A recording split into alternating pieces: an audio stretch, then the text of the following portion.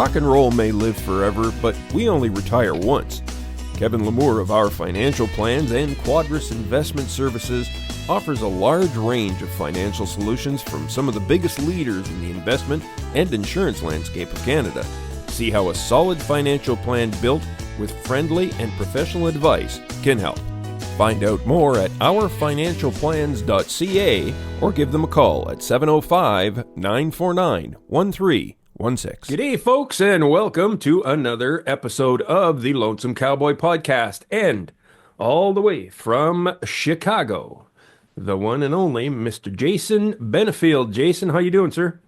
Good, man. How are you? Thanks for having me here today. Well, I wanted to have you on because I really do like your music a lot. And Thank you very much. yeah, it's you're doing what I'm doing, what I want to do, and it's that wonderful singer-songwriter stuff. That's just you and the guitar, nothing to hide Yeah, behind.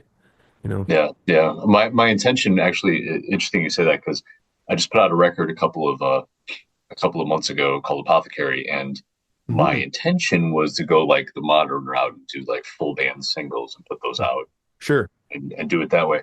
But I was talking to my wife, and I told her that. She said, you play these songs, I play like 50, 60 gigs a year, and I play them just with me and my guitar. Mm. So why don't I take that snapshot? This is the way the songs are, the way I'm playing them right now. And if 5 years from now I've got a band together and I'm playing them as a band, so be it. I can re-record them. Nothing's stopping me. Hmm. So the pleasant side effect of that is that I know all of these songs really well, the songs that are on this record. So I was able to I was like, if I'm not going to do full band singles, I could probably, with 3 or 4 recording sessions, knock out a 10 song record. So I was able to do a whole record fairly efficiently. Yeah. So that worked out pretty well, and it's honest. It's who I am. It's what I do. If you come to my show, it's going to sound like that. Yeah, I couldn't agree more. Yeah, honest is the big thing, right? And and that's the same way I feel about it too. Yeah, I'd love to do a band and stuff like that, but hey, the budget's not there. I got to pay these guys, and right, and if I go on the road a little bit, they have to be available for that too. right. Yeah, I Yeah, think like a lot of my friends who play with bands will do probably 80% of their shows solo, yeah, 90% even solo, and yeah. then they'll pick their spots and they'll have, okay, I've got a full band show tonight, Hmm. and then another one in two Yeah, months. a But place where like you, just on yeah, yeah, your average show is just going to be them with an acoustic guitar or maybe like duos kind of thing. yeah, exactly. I was just actually looking at your display back there, and I can't figure out how to shut off my graphic in the back because I would feel a kindred spirit here because I'd show you all my collectibles sitting on the back shelf. Fantastic. Yeah, Oh, make sure those are there. You yeah, can't quite all my, see all of them, but yeah, exactly. Yeah, the whole place is full of stuff. You know what I oh, mean? fantastic. There you Yeah, go. there Yeah, we there's go. If I can get that. my Star Wars shelf Yeah, here. exactly. Yeah. There, I had to pick that one up. I feel like I'm connecting there. So, speaking of the Apothecary, this is what I want to ask you about. So kind of tell us about that album and maybe genesis thereof. Were you trying to go for was there a central theme and then why Apothecary? Yeah, so my wife and I were driving around listening to Clarissa Pinkola Estes, who's she's a brilliant author and lecturer, and she's a Jungian storyteller, and she likes to tell stories and talk about the symbolism and all the other nuances of some of these stories, some that have been around for centuries. And we were Hmm. listening to this just driving around, and she said in one of her lectures, she said these stories are an apothecary.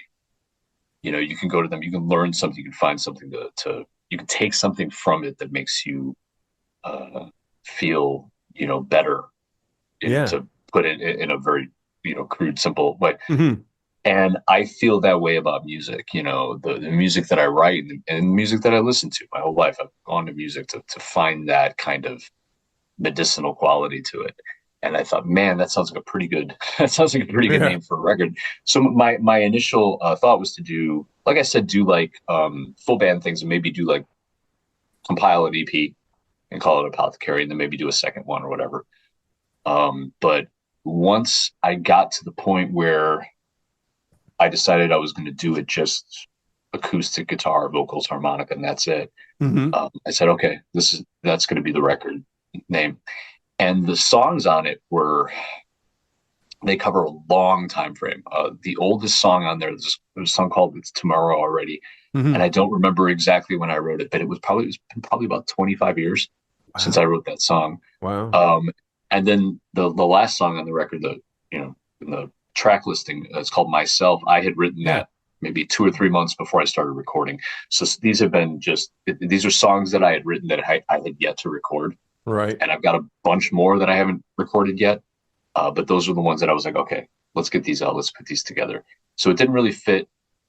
It didn't really fit a theme. Like I said, it was more of a snapshot. It was more like if you come to one of my shows, you're going to hear probably a bunch of these songs, Great. and it was just taking them and putting them together. And they cover, there are COVID songs on there. They cover the stuff like "I'm All Right's" a COVID song, and that was a weird time and Hmm. writing a song about that.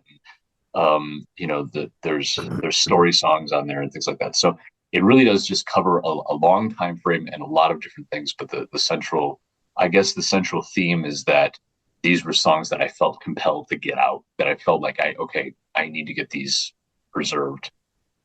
And that's where it came from. And, Hmm. I'm intending to start something else, and it's a similar kind of thing. It's like there's some songs that I've just wanted to record, and there's some new things that I want to do. So Yeah, uh, right. it's not necessarily a concept kind of thing, more of just a catalog, I guess. Sure. Okay. Outstanding. I think I was reading in your bio you're referred to as a multi-instrumentalist. Yeah, I know you play harmonicas because we trade stories about ripping our beard hair and mustache hair out. that's right. And what else do you play besides guitar, Jason? Mostly string stuff. Oh yeah. I play a little bit of banjo, a little bit of mandolin. Oh yeah. I play resonator, and I play lap steel. I think guitar is my first instrument, Yeah. Yeah. or as Tom Waits would say, my main instrument is vocabulary. But Ha ha. Well I'll said. let I'll let guitar be a secondary instrument there with regard to that. Outstanding. But and then harmonica. But then, yeah, I do some other things. So I play with Matt Durda and the High Watts, Yeah. and I play some lap steel there in that project too. Oh, So that's yeah, awesome. I try to be useful. Everybody and their mom plays the guitar, so it's I like know. I tried to do the same thing, man. I mean, I pick up mandolin. I know four or five chords in that, and I never touched a banjo. I got a saxophone laying over there that I haven't touched in forever, and I was going to learn but didn't. Yeah, so I yeah. kind of I know where you're coming from. So I just kind of keep it simple, right? You know.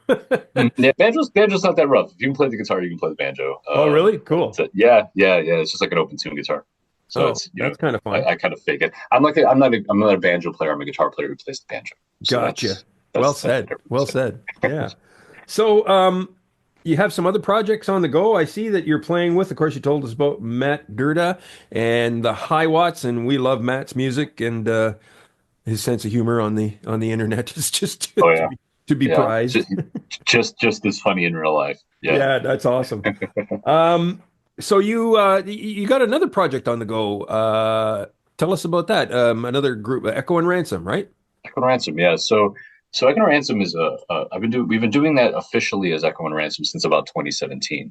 But it's with an old friend of mine, Colleen Wild.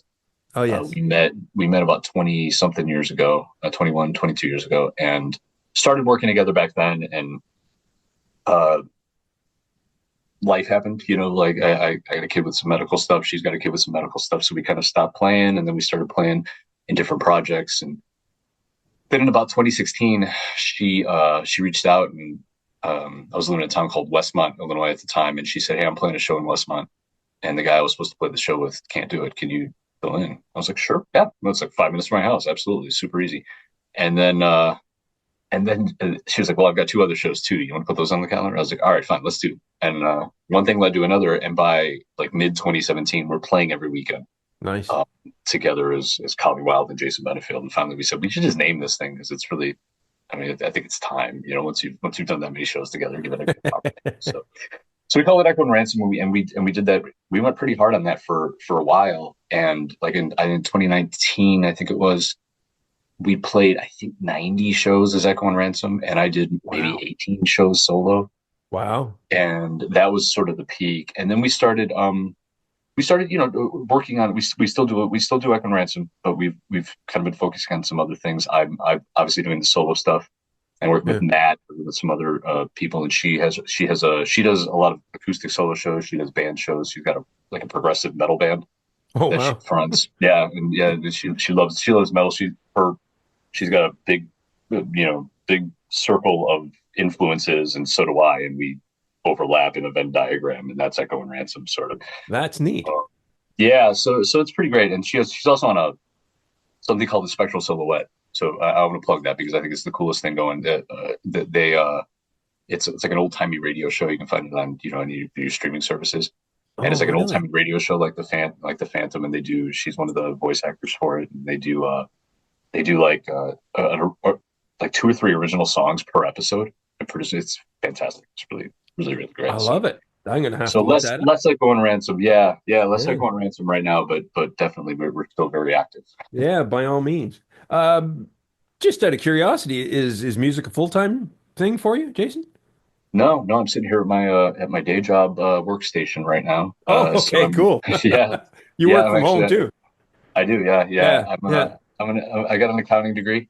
Oh, good. And so I've been in corporate finance for like a couple decades now. So Oh, no that's kidding, eh? the old day job. Yeah, Well, there you yeah. go. Sorry, Canadian listeners, you can't help you, but I guess if you need bookkeeping services, maybe Jason's your guy. I don't know.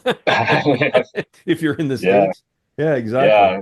No, I've been doing it for a while. I did like public accounting for a couple years out of college and absolutely hated it. Uh, Hated taxes. So I've switched over to like the internal corporate uh, stuff. so Yeah. you don't have the little CP or CA at the end of your name, do No, no, you? CPA. No, no, no. I had had enough of schooling, so I didn't feel Yeah, I can imagine. compelled to do more of that. Yeah, exactly. What's the songwriting process for you like, Jason? I That's mean, a great does question. and I guess I put it this way, like, do you discipline yourself to write or do you just let it happen? And I've heard a lot of, songwriters have different methods for it. Yeah, it's a bit of a let it happen thing, and it's interesting because I've learned. I go through these long stretches where I cannot write anything, Okay. and I've spent a lot of time feeling like it was something that was happening to me. Like I was just not getting inspired. It was like a Mm, passive thing. Well, I'm just waiting for the song to hit me. Waiting for the hmm muse or whatever. hmm And that was I felt that way for a long time. And every time I would like try to write a song, it would come off feeling forced because ultimately I was forcing it, and I just wasn't ringing. So like I was like, well, find the right spot. But then I realized that at some point, was more recently that um, I need. I will be able to write a song if I put myself in a position to write a song. If I find the conditions to write a song, Gotcha. find the right headspace, give myself the room. If I'm super anxious, I've got a lot going on, I'm really busy. Anything I write is going to be garbage. You know, Good point. I so never thought of that. yeah, I never thought of yeah. that. I can write about the thing that's causing me anxiety, but I can't write while I'm like buried in it. I have to be sort of, you know what I mean? Like I have to kind Gotcha. of be Yeah, out of yeah. it, have that space. And Sure. so I find that, when I'm in that space, the inspiration's there, and I can find the inspiration in any number of things at that point. It's not me waiting to be inspired. It's being in the place where I can spot it. Gotcha. Yeah. Okay, that's cool. Um, and I've asked this own question to myself sometimes. What's your ultimate goal for your music, Jason? What's the end game? That's another great question. At this point, I'm happy that people let me do it. When I was, I mean, and it sounds kind of, I don't know, maybe that sounds flippant, and I don't intend it to, but I always kind of wanted to, when I was younger, I wanted to make it, Yeah, and that's always I'm gonna make it, man. yeah, I'm gonna make it. I'm gonna be big, you know. And like I remember starting out, and I felt like, you know, I considered myself a country singer songwriter, and I was like, I'm gonna make it as a country. And then, you know, the mainstream kind of left me where I was at, and I was like, I don't see that, and I don't think like I don't think that I'm gonna quote unquote make it in the sense that that most people would use that term. I don't feel it that way. I think that you know, the fact that I can the places are reaching out to me to play. I get to play really as much as I want. I've actually had to dial back because Nice. I did that hundred gig year. It was like, man, with a day job, that's killing me. Yeah. So so it's like I can pick my spots. I can play. I play places that for the most. I don't do a lot of just job gigs. I play places where even if it's a 3 hour bar set, they're cool with me playing as many originals as I want. That's cool. So that's pretty cool. And then I think about like you know, this just happened a couple weeks ago. It was actually at an Echo and Ransom show, Sure. and it was a longer show. So we did, you know, some of our originals that aren't quote unquote Echo and Ransom songs. Yeah. And I remember I was playing like, well, I would say this song is here's the song I wrote, and I would give the name or whatever, or whichever song it was, and people would clap just hearing the name. And then I would play it, and I looked out, and people were singing it. I'm like, that is Wow. pretty cool. Like, you know, No kidding. that's not, yeah, like, you know, and it's not the first time that it's happened, but it's the first time I took it in. I was like, that's pretty cool. I mean, I'm not big time. I'm probably not going to be big time, but there are people who know my music enough where I can start singing it and they will sing it along with me. That's pretty cool. So yeah, Yeah, no you know, kidding it is. I don't have any aspirations, you know, Yeah. beyond really that. I just want to keep doing it as long as people will let me in and as long as they're Yeah. willing to sing Yeah. along, right?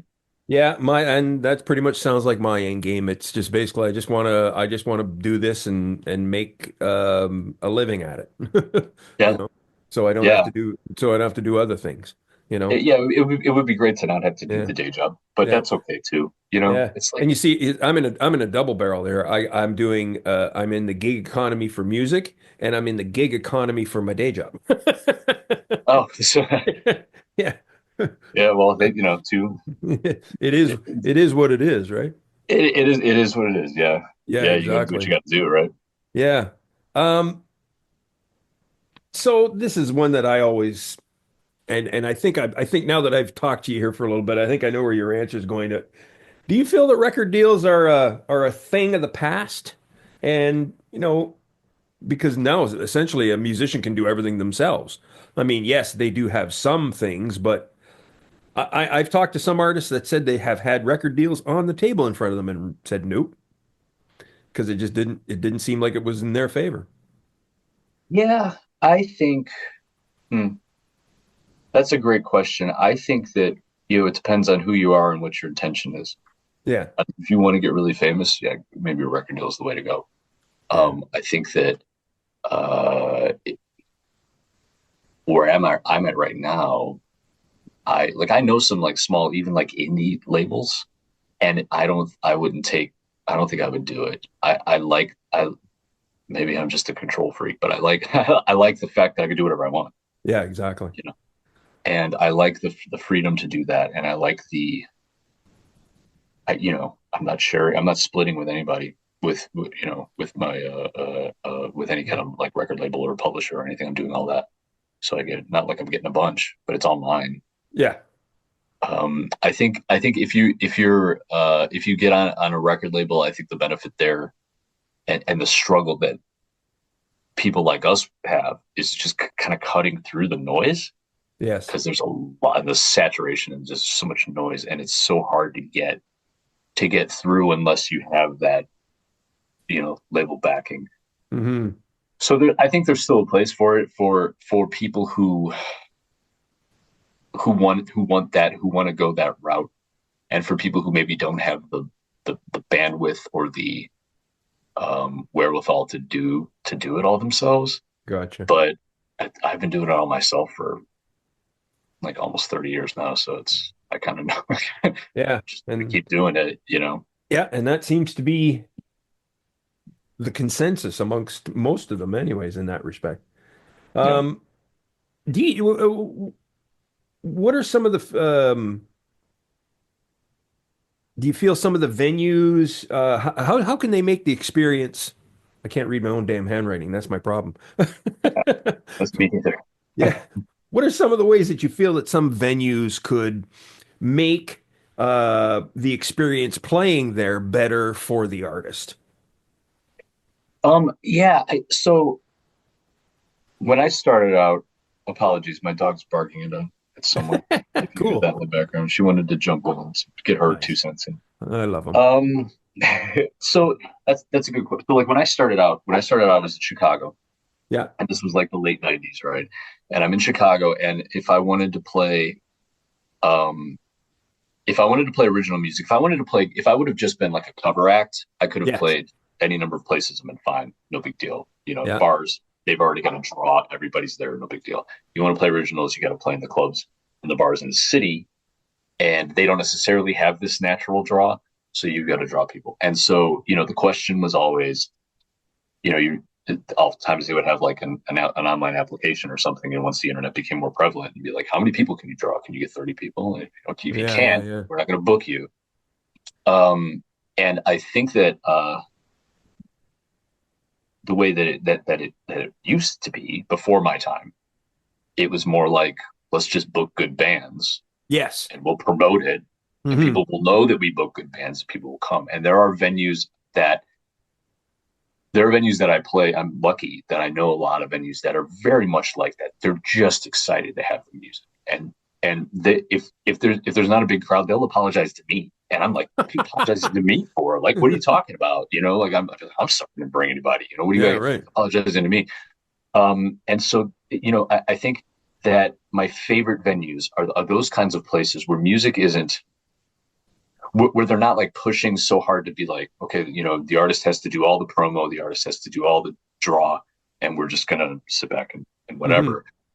And also, there are a lot of venues that treat music as sort of like an afterthought. Like, Yes. sure, we'll have music, bring them in, and then Yeah. you're too loud, you got to Yeah. bring it in. It's like Yeah. I can just turn the PA off if Yeah. because I've turned down 4 times.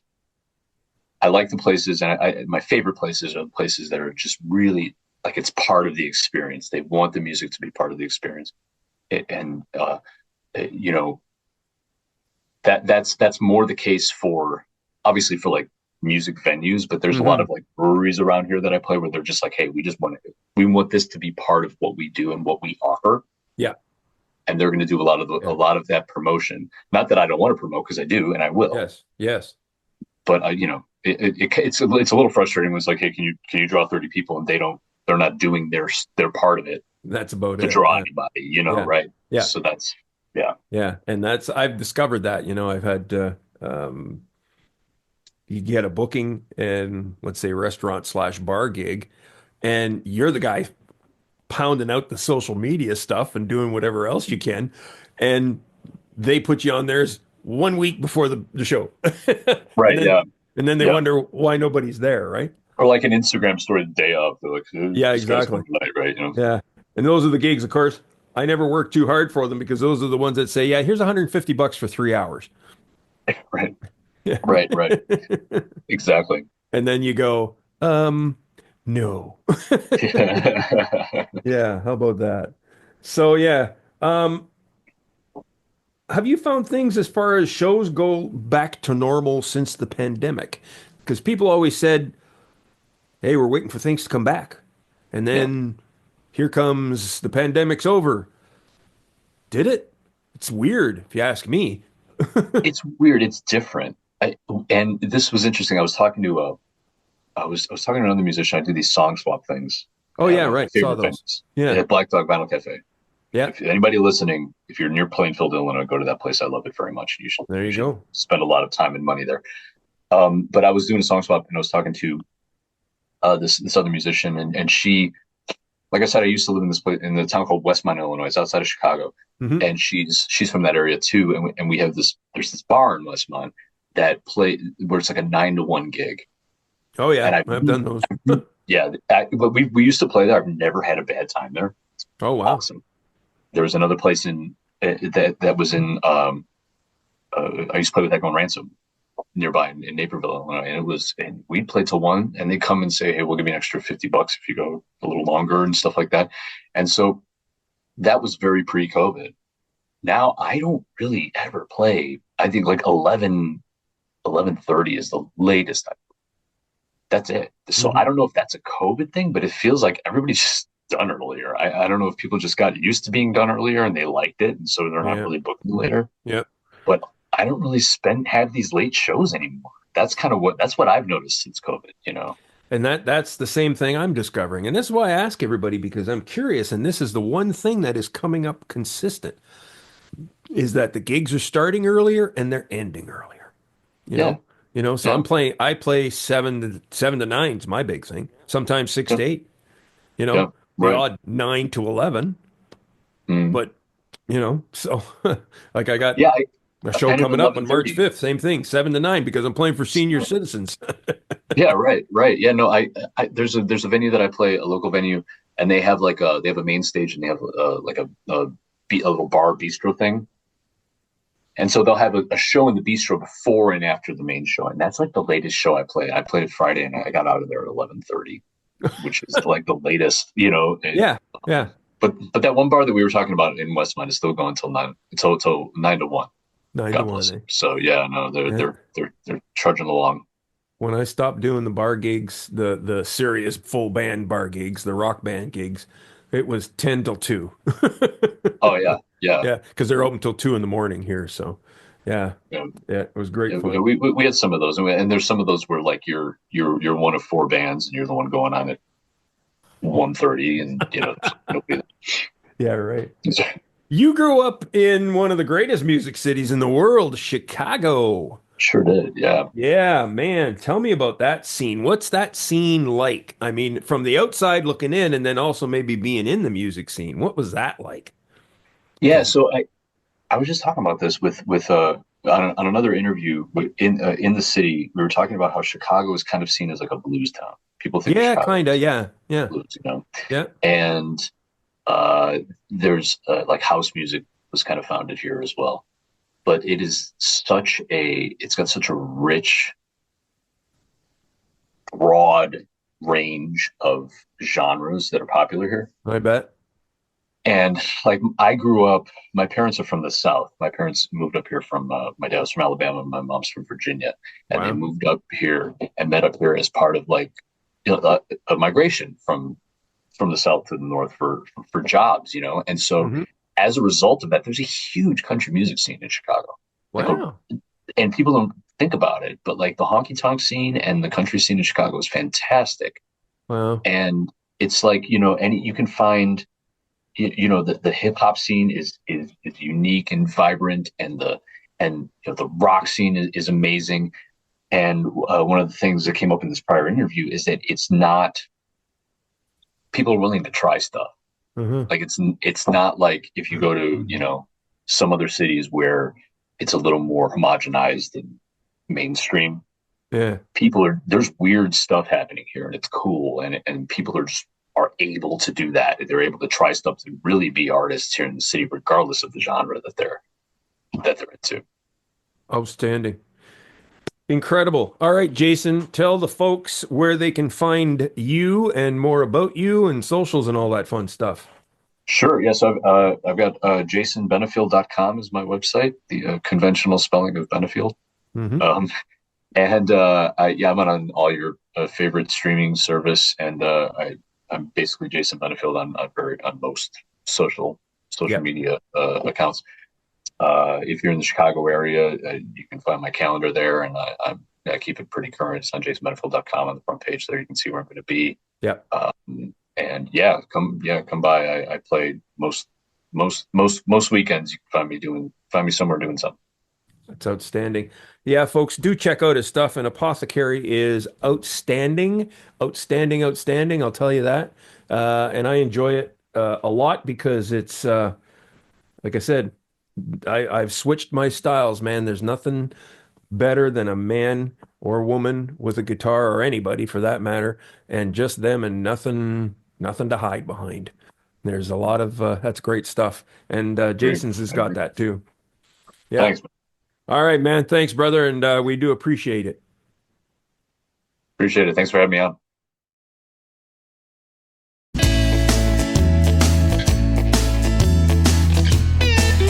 Rock and roll may live forever, but we only retire once. Kevin Lamour of Our Financial Plans and Quadris Investment Services offers a large range of financial solutions from some of the biggest leaders in the investment and insurance landscape of Canada. See how a solid financial plan built with friendly and professional advice can help. Find out more at ourfinancialplans.ca or give them a call at 705 949 1316.